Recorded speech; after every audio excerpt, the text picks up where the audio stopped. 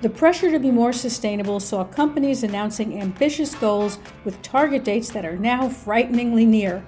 That's left more than a few scrambling to revise their strategies and find ways to green up that make an impact but are more achievable. The question is, how do we do this? I'm Jane Singer, and thank you for joining me here on A Seat at the Table, where we sit down with leading entrepreneurs, innovators, and thought leaders to gain a deeper understanding of key topics impacting our business world. Today we're joined by Christopher Caldwell, a former investment banker and corporate lawyer and founder of United Renewables, a renewable energy developer and clean tech investor. He's leveraged his business experience to help companies sort out the overwhelming amount of noise around sustainability and find solutions that are practical and actionable.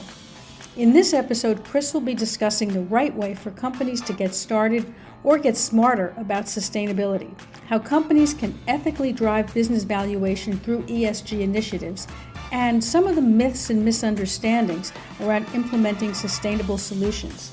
Part of being sustainable is having top talent on your teams. However, finding the right people is increasingly challenging. Beyond a greater commitment to sustainability, companies must now also meet new criteria for diversity and equality. To help them recruit the right people, many leading companies turn to AsiaNet consultants. Their extensive network, developed over several decades, gives them access to talent that others might overlook. You can find out more about them at their website at asianetconsultants.com. I'll also leave a link in the show notes for this episode. Meanwhile, let's sit down with Chris and find out how we can better tackle our sustainability goals.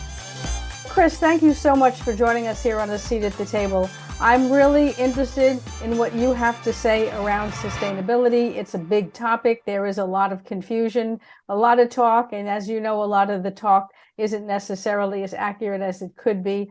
So I'm very happy that you've been able to join us here today. Thank you so much, Jane. It's a real honor to be on your podcast. I'm absolutely delighted to spend some time with you. Thank you so much. I think that a lot of companies, and particularly people who are listening to this show, who tend to be people who are in C-suite or more senior leadership positions, they feel the pressure to be more sustainable, to bring sustainability through into their organizations. But finding a way to do it so that they're actually able to move the needle forward is not that easy to do. So I think it would be interesting to hear from your point of view, as someone with your level of expertise and your level of commitment. What do you think, just starting off, how can a company get started with sustainability the right way so that they're able to at least make some progress? They're not greenwashing. What are you seeing from where you sit? Okay, perfect. Well, the first first question that needs to be asked on any sustainability journey is, well, why you're doing it. What is your real purpose? What makes you special? If you as a business just disappeared in the morning, would you just be replaced and no one would notice? Or is there something in there that really makes you stand out, that really kind of brings value? If you can do that and figure out what your own purpose is, then you can start to be articulating it. You start to be thinking about how you can be making that flow down throughout the various parts of your system. One of the ways that's most common that I do quite like to talk about is kind of purpose-driven ESG. And ESG is being used as a byword for sustainability. And all that ESG is really, it's a series of things to look out for. It's environmental, right. It's societal, which also includes environmental, to kind of stand for itself.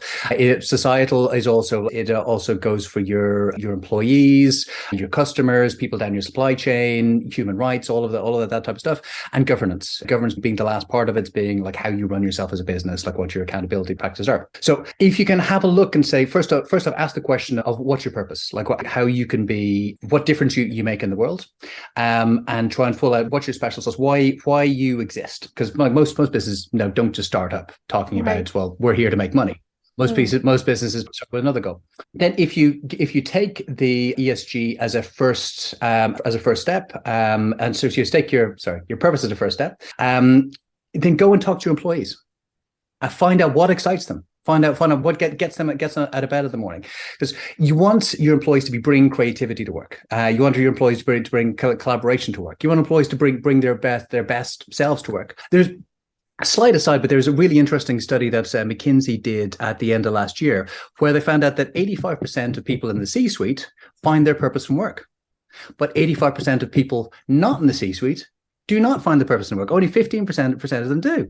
So the C-suites are kind of are stepping in, feeling like I'm delivering on some sort of great goal. But only got 15% of the people who are not in the C-suite feel the same thing. So how do you get people to bring their best faces into work?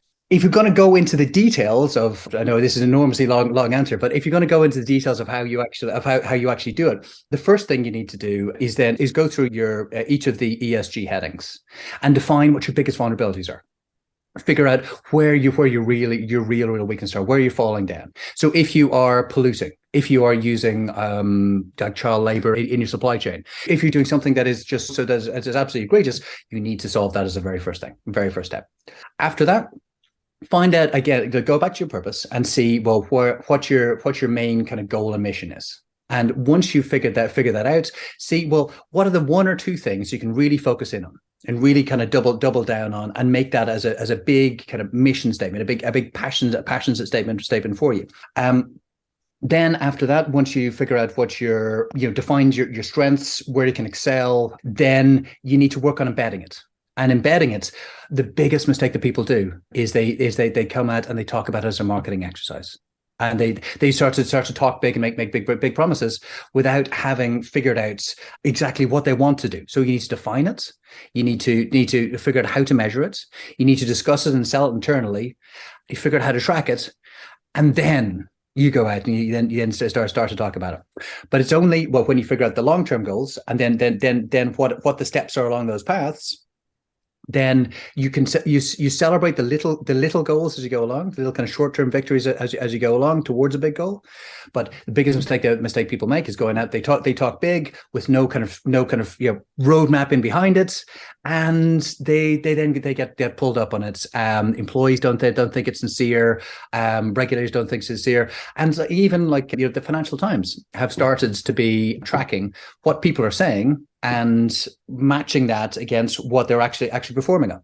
So you can't get away with greenwashing. And that was an enormously long answer, but it was an enormously large question. And I feel I've only just scratched the surface on all of those various headings anyway. So. Well, I think you're right, Chris. There is a lot to unpack around sustainability, around ESG within organizations. And one thing that you brought up that I thought was particularly interesting, and that certainly has struck me, is that, as you say, companies have made very big claims in terms of goals, in terms of what they hope to achieve with sustainability. Do you feel that maybe some of them have backed themselves into a bit of a corner, that they've set goals that are maybe going to be a bit difficult to achieve within the time frame that they have set out to achieve them? Yeah, undoubtedly, people have done that. But it's what really matters is the motivation behind it. Like, were they just standing up saying things because they thought that they should be saying them, and were essentially engaging in a greenwashing exercise, right? Or were they making big, ambitious goals that, despite their best efforts, they just haven't managed to get to? And there's a big difference between those two. But it kind of goes back to the point I was making about how you go about these things, like how you go about trying to do it. You need to be thinking about what you want to achieve, to pick your one or two big areas you want to be focusing in on. Look at where you want to be in 5 years and 10 years, break it down like a step by step, like 3 months, 6 months, 9 months, 12 months, where you want to be, have your little short-term goals, and be reporting on progress on the goals. People are going to be very patient with you and very understanding with you as long as they see you're making some progress. But people will have no patience whatsoever. You stand up and say, we're going to be decarbonizing in 10 years, and then you don't hear anything from you until then. That just will not work. You need to have a series of short-term targets, and you report back against them, and people can believe in that. The most important people that you're trying to impact on these are your employees. Right. Your employees are the people who are going to be delivering your purposes. They're going to be delivering for you. And if they feel it's just greenwashing, well, you're going to be losing them as well. Like, there'll be no sense of that purpose within the organization. And purpose is what brings the best people to work on a daily basis. Yeah, I think those are really good points. And I think you're right. The value of setting small, achievable goals so that you're moving forward in a way that where you actually are over time making progress, as opposed to, as you're saying, setting very grandiose goals, not being able to achieve that, and then you've turned something that's a potential win into a failure is difficult. I think that's going to be harder for people to accept, as you're pointing out. And they need to be treating them with sincerity. They need to be treating them with putting the kind of the weight of the organization behind them and saying, yes, we want to be doing this, and having people accountable. You also need to have people kind of rewarded and like genuinely rewarded for taking these steps. Like you've got, got some of these. I think one something that you're alluding to is how ambitious people set targets, and whether there's so targets need to be challenging enough so that they're difficult to get, but not impossible. Right. So it's like notable industries who set goals badly are like the oil and gas industry, for instance.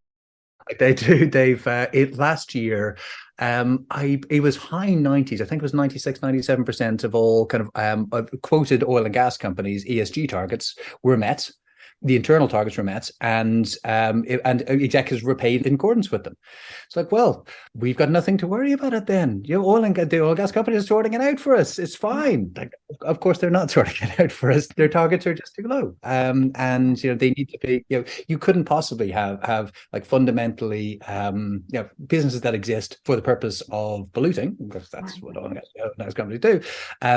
Fulfilling 96-97% of environmental goals. You just can't. So it doesn't make any sense. So goals need to be that little bit more challenging. But I don't think anybody within those organizations particularly believes that, with some notable exceptions, that there's an awful lot of great intent to be really decarbonizing. Maybe controversial thing to say, but no, it's a challenge. You're right, because on the one hand, you need to set goals that are achievable, but on the other hand, you also need, as you say, to be challenging. And sometimes companies seem not to, even with good intentions, don't seem to get that right. They have grandiose plans, but no one really thought about, could we actually achieve that? And so they fail, or as you're pointing out, others just set the target so low that you don't really have to do much other than show up to be able to meet those targets. So and take your paycheck. Yeah. So it's a challenge, and it's, I suppose, even more challenging for publicly listed companies that face a lot more scrutiny. They're definitely more on the radar, shall we say, than other companies that perhaps don't have to reveal as much. Yeah, very much so. Very much so. Yeah. Now, there's a lot of focus around ESG within companies. But how can companies drive business valuation through sustainability without greenwashing? I know you have spent a lot of time on this, so perhaps you could share your point of view on this. Okay, sure. Well, I personally believe that sustainability is core to the long-term value of a company. I don't think that there's necessarily any great trade-off between kind of long-term valuations and sustainability. In the short term, there's always going to be trade-offs, but if you have a look at things in the long run, just taking it down to kind of the fundamentals. The first point is that a company's value is the long-term discounted is probably the wrong word. It's the combination of all forward-looking cash flows discounted to the present day. So that's so if your company is going to be, if you've got a foresight that you believe your company is going to be around for 10 years, and those are all the cash flows that you're going to get from them, then that's what your company's worth. If it's going to be around for 50 years, then you've got a longer term horizon. If you have a look again, so going back to another study, kind of McKinsey study that came out again last year, 40% of businesses outperformed if they had a long-term perspective on if they focus on the long term. And that's pretty powerful. I don't think there's any great conflict between alignment and purpose and focusing on things that will be keeping you in business for the next 10, 20, 30 years, and valuation. Happy employees, happy regulators, happy suppliers, happy customers will generally lead you to long-term growth. So I don't think there's any great trade-off between purpose and profit. I think that was your question. Yeah, I think that's a really interesting point, and I think that what you're saying, correct me if I'm misunderstanding, is that by focusing on ESG, or at least bringing it through into what you're doing in your business, you're able to, as you said, have happier suppliers, such more stable relationships with suppliers, more loyal, happier employees, all the kind of things that actually support a stable and healthy business, which ultimately should translate into a better valuation. We're going to take a quick break now, and then we'll be right back. We were hiring when we were making 50 to 100K monthly losses. And why? Welcome to episode 1. I can't think of a single founder who's been around for a decent amount of time in business who hasn't had their tunnel of year. This was that year. We're going to be okay, yeah, Sheree? Some are going to hear this and think, you TDP. But hear me out. You only have to do the math to understand that very soon we were $500,000 down. For sure. And if you're looking at, like, a lot of the ESG points will be points of risk and points of vulnerability. Right. Like if you do have, if you are a heavily polluting company, you're going to be pulled up on it. If you are using child labor down your supply chain, you're going to be pulled up on it. Eventually, you're going to trip over these things. If you have a look at them just purely as a risk measurement, those are areas that can jeopardize the long-term future of your business. Focus on them, take them off the table. But then if you kind of double down on them and say, we really believe we want to try and make a difference in these kind of couple of key areas that we're really good at, then that's kind of not only kind of brings it, gets rid of the risk, but also brings a kind of a unifying kind of message to you, to your employees, that your customers can understand. And there has been quite a lot of research that shows that customers are prepared to, one, trade out from products that they don't believe in the underlying measure of the company, but two, pay a premium for products and services that from businesses that are aligned with them. So you can be looking at your top line, and your top line growth, your profitability growth, as well as covering off against risks that could trip you up. You put the two of them together, your business is going to be around for a lot longer than people who are just kind of blindly not looking at the risk profiles. Yeah, I think that's a really good point. And I think that it's not often that I hear someone frame it that way or make it that clear. We oftentimes think, as you said, that it's a trade-off, right? That if you are going to invest in ESG, then you're basically sacrificing or adding to your expenses. And maybe some intangible benefits coming to you, but who knows? So I think it's interesting that you bring it forward like that. And, it makes it a lot easier to understand the real value to a company in doing this. Now, what do you see as some of the myths or misunderstandings around companies becoming more sustainable? I mean, I think that a lot of people do look at it as an expense or as a hindrance to all the other aspects of their operations. And fair enough, it's a competitive environment. So costs and time and agility and everything else are something that everybody wrestles with. But what do you feel that people are sort of, I don't know, misunderstanding or things that you hear people saying that frustrate you? Yeah, I think it's back to that point that we were just making about it just being an expense, it just being essentially a part of the marketing budget. Right. It's something that you need to be going out and talking about, and talking about it is enough. Because fundamentally, like talking about it, you'll be caught out. Like if you in the pretty short term, you'll be caught out. There's some really good businesses that have gone out and found problems. Like a really good example was what I say, like Nike. They for a lot of years were using child labor at the end of their supply chain. They realized that this was a major issue. They then completely and totally about faced on it, focused in and said, no, so looking through now, it wasn't them directly employing people. It was down the supply chain. They rooted out all of that and brought it around, and they've now got impeccable standards in their manufacturing, and it really stands to them. If they hadn't have done that, that would have been an enormous scandal. There would have been an absolute enormous. If it had been discovered without them going in, finding it, putting their hands up, and saying, "No, we discovered this, and we're changing around," it would have been like it could have brought the company down, and it didn't. You need to be the ESG is these sustainability matrix are so fundamental to your business's survival in the long run. They really need to be looked at. The main point I really want to try and get across today, that's it's fundamental to your existing business, but it also is fundamental for your customers.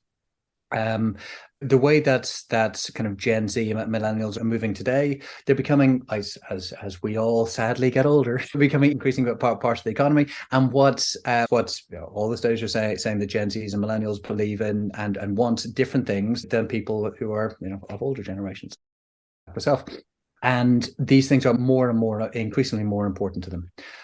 So as employees, as customers, as consumers, as voters, this is the way the world's going, and we need to be kind of tracking on that path for long-term growth and value. Yeah, I think that's really interesting. And, it leads me to one question, and that is that right now being sustainable sort of differentiates you from other companies, right? The companies have, they're calling that, as you said, in part of their marketing. At what point do you think it's going to become assumed, right, that you operate meeting these standards in the same way that other standards have come through in industries over the years, right? I mean, if you look back and we take the Wayback Machine all the way 100 years before, you had no regulations on anything, right? If you went to a pharmacist, you got drugs, who knows what was in it, who knows what the dosage was, right? You just said, well, hope it cures me, and if not, it'll kill me. You didn't have pasteurized milk, right? There was no certification for any fresh foods. And now we just assume, right? We don't even think about it anymore. It would be unusual if you didn't meet those standards. Do you think that ultimately will become the same for sustainability, that there'll be standards that everyone will adhere to, and it will just be, I guess, government standards, I suppose, which is the way it typically is? Yeah, no, absolutely. It's a very good point, and that's the way the world is very much moving to. Europe today actually just released a whole series of new reporting standards for companies over pretty kind of small thresholds. Everybody needs reporting on. A little bit more difficult in the US because there's a little bit more interesting conversations in the US than there has to be. But Europe, Japan, Canada, South Korea, like large parts of the rest of the world they're all developing their own standards. Now, whether we'll have one overarching global standard, I think we're moving towards that. But again, possibly the US might be the exception, as it is with accounting standards. Like basically the rest of the world has a unified accounting standard, and the US has its own, and they're kind of similar. but that's fine. I agree with you. I think eventually and really quite quickly, there will be a kind of common core of standards with local differences at the bottom of them, because say, okay, it's quite easy to be having a common standard on, say, carbon. I'm like, well, that one molecule of carbon, that's easy. But how do you have a common standard on an easy example might be employee representation on boards? Because that's something that would be very unusual in the US, but absolutely commonplace in certain employee. That's actually entirely the wrong word. But that would be something that is very usual in Germany. Like in Germany, you'll have essentially a union employee sitting on your main board. Well, you can never see that happening in the US, like as a fact, as something that is expected. So you'll have a series of cores that will be kind of generally widely accepted, and then local variations and underneath that you'll be reporting on a kind of case by case basis. So that's something that people need to be aware of and preparing for, because it's coming. Right. So perhaps we would be looking towards national standards rather than global standards. Yes, yeah, probably. Well, there'll be a series of national standards for sure, 100%. And then there'll be some countries, so like a group of countries like the European Union will all have one set of standards that goes throughout the entire European Union, and there'll be a lot in common with the Japanese standards, as an example, but there will be local differences underneath which people will be reporting back and forth. So just as a function of global trade. If a European company operating in Japan, or Japanese company operating in Europe will have common reporting standards, just to make it easier for both sides. Investors are demanding these things as well now.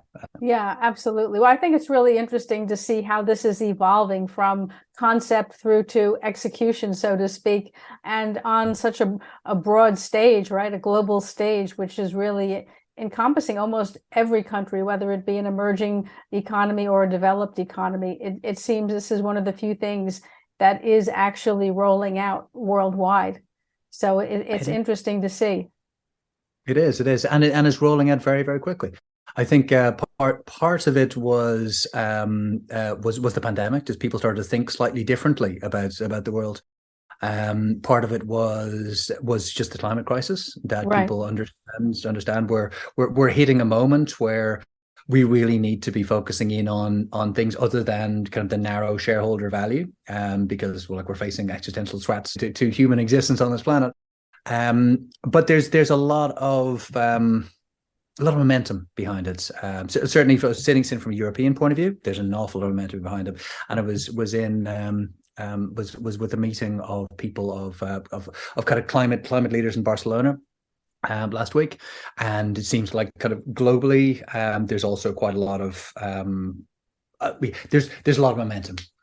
Yeah, so interesting. Well, Chris, thank you so much for sharing so many insights. Now, I know you have your own podcast focusing on sustainability. Where can we find that? Oh, thank you. That's very kind of you to mention it. Yeah, it's called Conversations on Climate. It's on all the usual platforms. It's we're mainly YouTube. We've just finished season 1 and got like 1.2 million views, which for me is just amazing. Yeah. To start out with very low expectations, but it's just amazing. And what we do is we have it's every 2 weeks. 2 weeks we have an leading academic, and then 2 weeks we have a leading kind of business person, and we just run it that way. And it's been it's super interesting. Wow, fabulous. Well, I think that anybody who has any interest whatsoever in climate or in sustainability would need to check that out. I mean, it's accessible to everyone, so take advantage of it. And where can people connect with you in case they want to be able to either ask a question or in any other way get in touch? Where can they find you? Yeah, that would be great. Yeah, so I'm on LinkedIn. Okay. Would be great. Yeah, Christopher Caldwell, Caldwell. But if you want to send me an email, that's fine too. My details again are on LinkedIn there, so it's no great surprise. Okay, well, perfect. I'm going to put all of those links in the show notes so that it'll be easily accessible for anyone who cares to check that out. And I'd like to thank you so much for taking the time to be with us here on A Seat at the Table. I've learned a tremendous amount from you, so thank you so much. Thank you so much. It's been a real pleasure. Thank you very much, Jane.